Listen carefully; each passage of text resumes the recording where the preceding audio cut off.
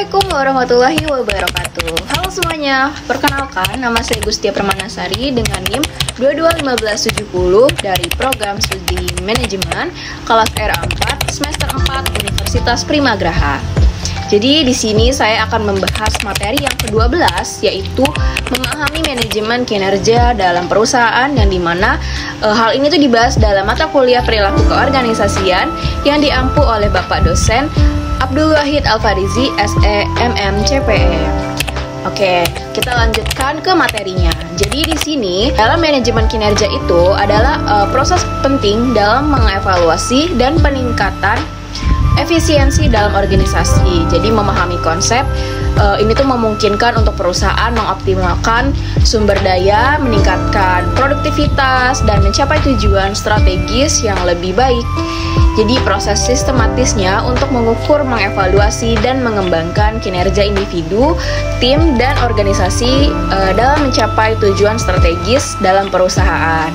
Jadi hal ini itu melibatkan banget perencanaan, pemantauan, dan pemberian umpan balik untuk memastikan karyawan bekerja dengan secara efektif dan efisien. Oke, kita lanjut lagi. Dalam materi ini juga itu memiliki tujuan dan manfaat.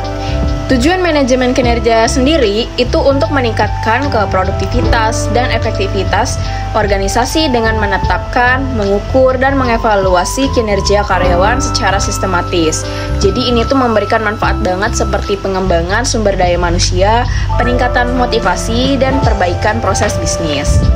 Oke, kita lanjut lagi ke materi selanjutnya. Dalam hal ini itu mencakup komponen utama manajemen kinerja. Jadi dalam perencanaan kinerja itu kan langkah awal dalam manajemen kinerja perusahaan. Jadi tahap ini tuh organisasi menetapkan tujuan, kayak target dan indikator kinerja yang akan dicapai. Jadi proses ini itu melibatkan identifikasi prioritas yang strategis, penentuan key performance indicators atau KPI, serta penyusunan rencana aksi untuk mencapai tujuan yang diinginkan. Terus juga yang manajemen kinerja ini ada tahap penting dalam manajemen kinerja, yaitu kayak mengukur kinerja karyawan dan organisasi secara berkala. Pengukuran kinerja ini itu sangat membantu kayak mengidentifikasi pencapaian tujuan dan area yang perlu ditingkatkan dalam si organisasi tersebut di dalam perusahaan ya.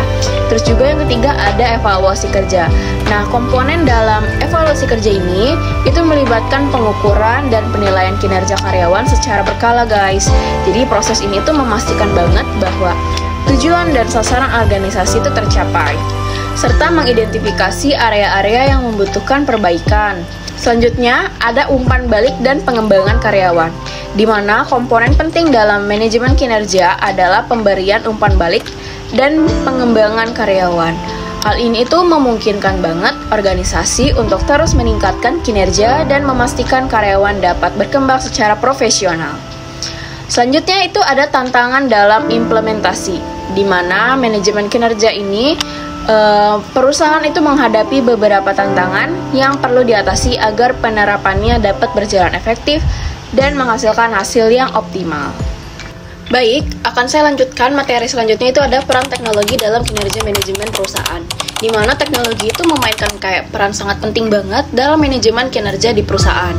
Terus juga aku akan membahas beberapa cara di mana teknologi itu berkontribusi dalam manajemen kinerja di dalam perusahaan. Yang pertama itu ada pengumpulan data, di mana teknologi memungkinkan perusahaan untuk mengumpulkan data kinerja secara real time. Dengan sistem manajemen kinerja berbasis cloud, data dapat diakses dan dianalisis dengan mudah. Terus juga yang kedua itu ada analisis kinerja, di mana alat analisis data membantu manajer untuk mengevaluasi kinerja individu dari tim. Dengan menggunakan analitik, perusahaan juga dapat mengidentifikasi tren, kekuatan, dan area yang perlu diperbaiki. Selanjutnya yang ketiga itu ada penetapan tujuan, di mana platform manajemen kinerja sering dilengkapi dengan fitur untuk menetapkan dan melacak tujuan. Hal ini tuh membantu banget karyawan memahami ekspektasi dan memotivasi mereka untuk mencapai target. Terus selanjutnya yang keempat itu ada umpan balik berkelanjutan, di mana Teknologi itu memungkinkan banget umpan balik yang lebih cepat dan berkelanjutan. Bukan hanya pada saat evaluasi tahunan, ini tuh membantu karyawan untuk memperbaiki kinerja mereka secara real time. Terus selanjutnya itu ada pelatihan dan pengembangan. Dengan e-learning dan platform pelatihan online, itu perusahaan dapat memberikan akses kepada karyawan untuk meningkatkan keterampilan mereka sesuai kebutuhan yang diidentifikasi dalam evaluasi kinerja. Terus juga yang keenam itu ada kolaborasi tim, di mana alat kolaborasi digital memfasilitasi komunikasi antar tim, memungkinkan anggota tim untuk bekerja sama lebih efektif dalam mencapai tujuan bersama. Terus yang ketujuh itu ada otomatisasi proses, di mana banyak proses dalam manajemen kinerja seperti penilaian dan pelaporan dapat diotomatisasi, mengurangi beban administratif dan memungkinkan manajer fokus pada pengembangan karyawan. Selanjutnya yang terakhir itu ada adaptasi dan inovasi, di mana teknologi itu memungkinkan perusahaan untuk beradaptasi dengan cepat terhadap perubahan pasar dan kebutuhan pelanggan, sehingga meningkatkan kinerja keseluruhan. Jadi dengan memanfaatkan teknologi secara efektif, perusahaan dapat meningkatkan manajemen kinerja, mendorong pertumbuhan, dan mencapai tujuan strategis mereka dengan lebih efisien. Selanjutnya, untuk materi yang terakhir yang akan saya bahas yaitu ada tantangan dalam manajemen kinerja di perusahaan, di mana manajemen kinerja di perusahaan itu menghadapi berbagai tantangan yang dapat mempengaruhi efektivitas dan hasil dari proses tersebut. Di sini akan saya bahas beberapa tantangan yang utama, yaitu yang pertama ada kurangnya tujuan yang jelas. Jadi tanpa tujuan yang jelas dan terukur, karyawan mungkin saja tidak tahu apa yang diharapkan dari mereka, yang dapat mengakibatkan kebingungan dan kurangnya fokus.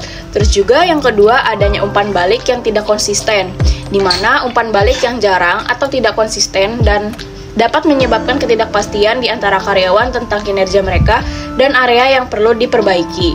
Selanjutnya yang ketiga itu ada resistensi terhadap perubahan, di mana karyawan atau manajer mungkin enggan untuk mengadopsi sistem baru atau perubahan dalam proses manajemen kinerja yang dapat menghambat implementasi yang efektif.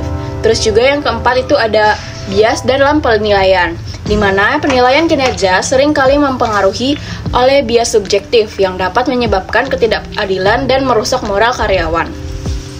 Selanjutnya itu ada keterbatasan sumber daya, yaitu banyak perusahaan mungkin tidak memiliki sumber daya yang cukup, waktu anggaran atau stafnya untuk melaksanakan program manajemen kinerja secara efektif. Selanjutnya itu ada kurangnya pelatihan manajerial, di mana manajer yang tidak terlatih dalam memberikan umpan balik atau melakukan evaluasi kinerja dapat menghasilkan penilaian yang tidak akurat dan kurang konstruktif. Selanjutnya, itu ada fokus yang berlebihan pada hasil jangka pendek. Terlalu fokus pada pencapaian hasil jangka pendek dapat mengabaikan pengembangan jangka panjang karyawan dan inovasi. Selanjutnya juga, itu ada komunikasi yang buruk. Komunikasi yang tidak efektif antara manajer dan karyawan dapat mengakibatkan kesalahpahaman tentang ekspektasi dan tujuan. Yang ke-9 ada keterlibatan karyawan yang rendah, di mana jika karyawan merasa tidak terlibat dalam proses manajemen kinerja, mereka mungkin kurang termotivasi untuk mencapai tujuan yang ditetapkan. Yang ke-10 ada teknologi yang tidak memadai, di mana sistem manajemen kinerja yang usang atau tidak memadai dapat menghambat pengumpulan data dan analisis yang diperlukan untuk pengambilan keputusan yang tepat. Selanjutnya, perubahan lingkungan bisnis, di mana perubahan cepat dalam pasar atau industri dapat membuat tujuan dan metrik kinerja yang telah ditetapkan menjadi tidak relevan. Terakhir, pengukuran kinerja yang tidak holistik, di mana tuh mengandalkan metrik tunggal atau tidak mempertimbangkan berbagai aspek kinerja dapat memberikan gambaran yang tidak lengkap tentang kontribusi karyawan. Jadi mengatasi tantangan-tantangan ini tuh memerlukan banget pendekatan strategis, pelatihan, dan komitmen dari seluruh organisasi untuk menciptakan budaya manajemen kinerja yang positif dan efektif. Baik, kurang lebih itu saja yang bisa saya sampaikan dalam materi ini. Semoga bermanfaat. Wabillahi taufiq wal hidayah. Wassalamualaikum warahmatullahi wabarakatuh.